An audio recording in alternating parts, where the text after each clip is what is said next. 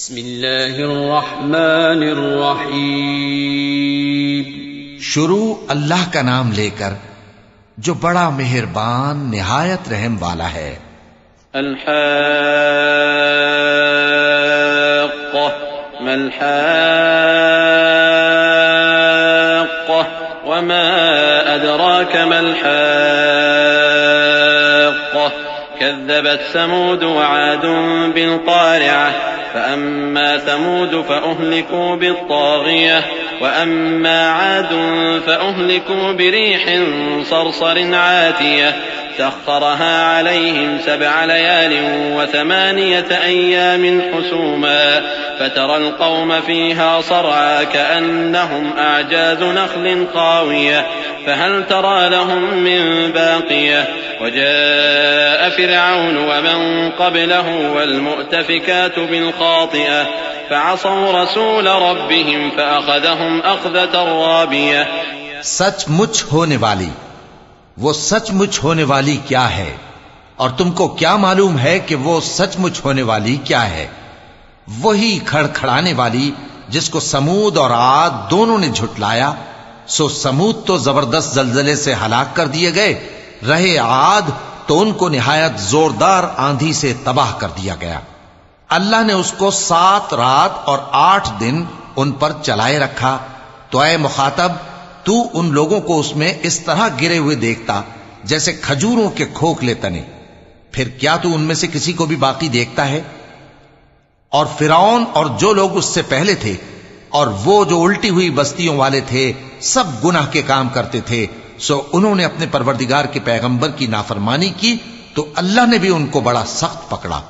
إنا لما طغى الماء حملناكم في الجارية لنجعلها لكم تذكرة وتعيها أذن واعية فإذا نفخ في الصور نفخة واحدة وحملت الأرض والجبال فدكتا دكة واحدة فيومئذ وقعت الواقعة وانشقت السماء فهي يومئذ واهية والملك على أرجائها ويحمل عرش ربك فوقهم يومئذ 8 يومئذ تعرضون لا تخفى منكم خافية. جب پانی طغیانی پر آیا تو ہم نے تم لوگوں کو کشتی میں سوار کر لیا تاکہ اس کو تمہارے لیے یادگار بنائیں اور یاد رکھنے والے کان اسے یاد رکھیں. پھر جب سور میں ایک بار پھونک مار دی جائے گی اور زمین اور پہاڑ دونوں اٹھا لیے جائیں گے، پھر ایک بار ہی توڑ پھوڑ کر برابر کر دیے جائیں گے. تو اس روز ہو پڑنے والی یعنی قیامت ہو پڑے گی اور آسمان پھٹ جائے گا تو وہ اس دن کمزور ہوگا اور فرشتے اس کے کناروں پر ہوں گے اور تمہارے پروردگار کے عرش کو اس روز 8 فرشتے اپنے اوپر اٹھائے ہوں گے. اس روز تم لوگ سب پیش کیے جاؤ گے اس طرح کہ تمہاری کوئی پوشیدہ بات چھپی نہ رہے گی. فأما من أوتي كتابه بيمينه فيقول هاؤم اقرءوا كتابيه إني ظننت أني ملاق حسابيه فهو في عيشة راضية في جنة عالية قطوفها دانية كلوا واشربوا هنيئا بما أسلفتم في الأيام الخالية. اب جس کا اعمال نامہ اس کے داہنے ہاتھ میں دیا جائے گا وہ دوسروں سے کہے گا کہ لیجئے میرا نامہ اعمال پڑھیے، مجھے یقین تھا کہ مجھ کو میرا حساب کتاب ضرور ملے گا. پس وہ شخص من مانے عیش میں ہوگا، یعنی اونچے باغ میں جس کے میوے جھکے ہوئے ہوں گے. ان سے کہا جائے گا کہ جو اعمال تم ایام گزشتہ میں آگے بھیج چکے ہو ان کے عوض مزے سے کھاؤ اور پیو.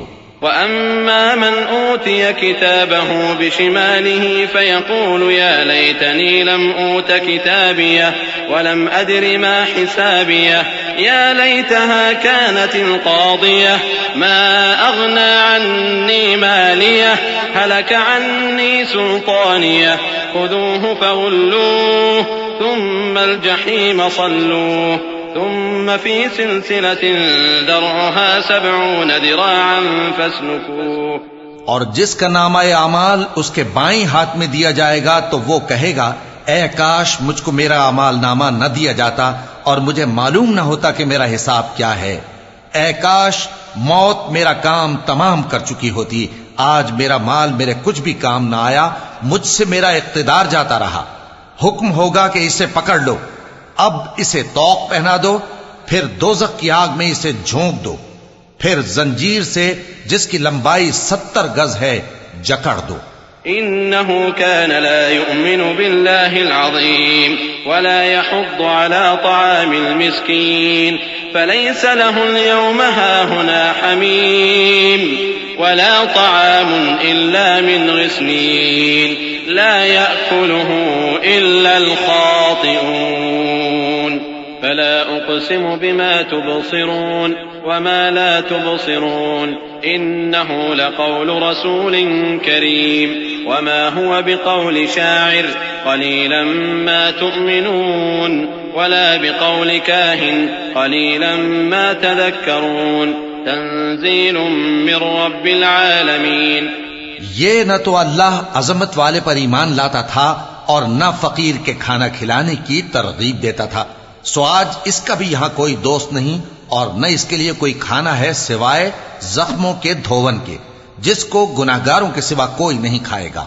سو میں ان چیزوں کی قسم کھاتا ہوں جو تم کو نظر آتی ہیں اور ان کی جو تمہیں نظر نہیں آتی، کہ یہ قرآن ایک معزز فرشتے کا پہنچایا ہوا کلام ہے اور یہ کسی شاعر کا کلام نہیں، مگر تم لوگ بہت ہی کم ایمان لاتے ہو، اور نہ کسی کاہن کا قول ہے لیکن تم لوگ بہت ہی کم غور و فکر کرتے ہو۔ یہ رب العالمین کا اتارا ہوا ہے۔ وَلَوْ تَقَوَّلَ عَلَيْنَا بَعْضَ الْأَقَاوِيلِ لَأَخَذْنَا مِنْهُ بِالْيَمِينِ ثُمَّ لَقَطَعْنَا مِنْهُ الْوَتِينَ فَمَا مِنْكُمْ مِنْ أَحَدٍ عَنْهُ حَاجِزِينَ وَإِنَّهُ لَتَذْكِرَةٌ لِلْمُتَّقِينَ وَإِنَّا لَنَعْلَمُ أَنَّ مِنْكُمْ مُكَذِّبِينَ وَإِنَّهُ لَحَسْرَةٌ عَلَى الْكَافِرِينَ وَإِنَّهُ لَحَقُّ الْيَقِينِ فَسَبِّحْ بِاسْمِ رَبِّكَ الْعَظِيمِ۔ اور اگر یہ پیغمبر ہماری نسبت کوئی بات جھوٹ بنا لاتے تو ہم ان کا داہنا ہاتھ پکڑ لیتے، پھر ان کی رگے گردن کاٹ ڈالتے، پھر تم میں سے کوئی ہمیں اس سے روکنے والا نہ ہوتا۔